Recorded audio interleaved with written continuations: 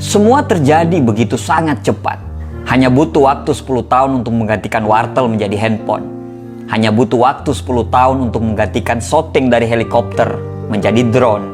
Hanya butuh waktu 10 tahun untuk mengubah SMS menjadi chat di WhatsApp, Telegram, Line, bahkan dengan fasilitas video call-nya. Tidak ada yang abadi di dunia ini kecuali sebuah perubahan. Perubahan itu mutlak kita lakukan. Karena beda zaman, beda tantangan, beda tahun, beda perjuangannya. Lingkungan berubah begitu sangat cepat. Bersiaplah untuk punah kalau kita tidak mau berubah. Dulu, siapa yang tidak tahu dengan Nokia? Salah satu produsen handphone terbesar di dunia. Dan hampir semua orang di dunia ini memiliki handphone tersebut. Bahkan, handphone tersebut menjadi impian oleh orang-orang.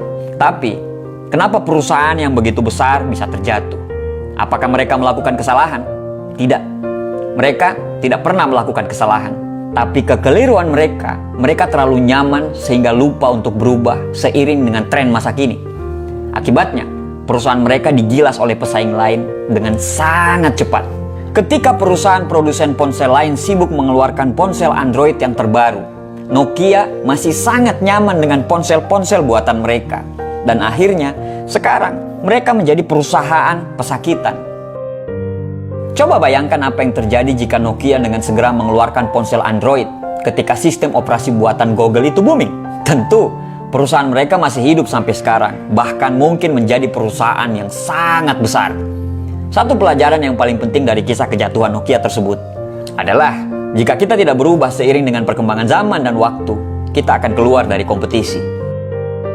Kisah jatuhnya Nokia tersebut patut dijadikan pelajaran. Tidak hanya untuk perusahaan-perusahaan individu di luar sana, bahkan untuk individu diri kita sendiri.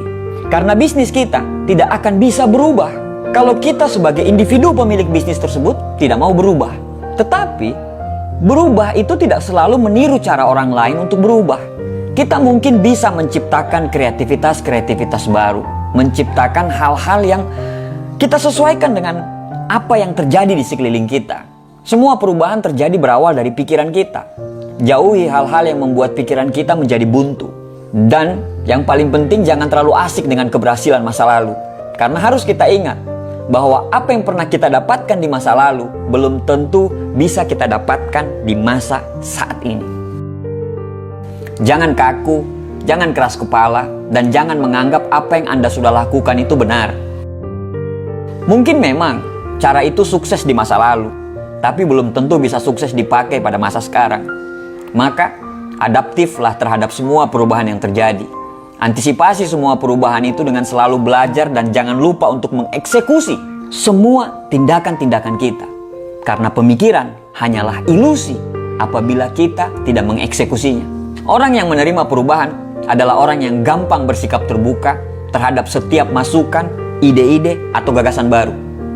Kesimpulannya adalah, yang pertama, keuntungan yang kita miliki semalam mungkin bukan lagi satu kelebihan pada esok harinya. Jadi, jangan berbangga-bangga dengan kelebihan semalam dan lupa memperbaiki diri. Yang kedua, untuk berubah, kita harus menerima bahwa cara kita itu salah atau sudah tidak relevan lagi. Ini berarti memang perubahan itu sesuatu yang sangat susah. Tapi, jadikan kisah Nokia tadi sebagai pelajaran dan jangan sampai sudah mau tenggelam, baru kita ingin naik ke permukaan.